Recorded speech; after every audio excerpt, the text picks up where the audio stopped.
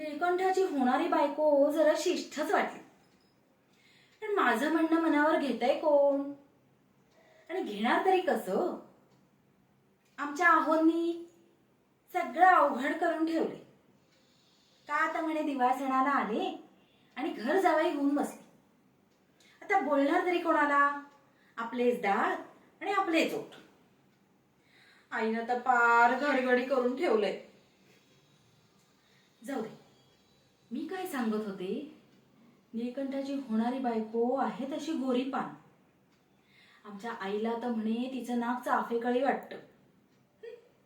चाफेकळी कसलं, चांगलं बसकं आहे. आले आले. मी तरी काय बोलत बसले. तसं मला या कानाचं त्या कानाला करायला अजिबात आवडत नाही. आले ग आई. हे बघा खोत काकू, मी काही सांगितलं नाही आणि तुम्ही काही ऐकलं नाही. येते.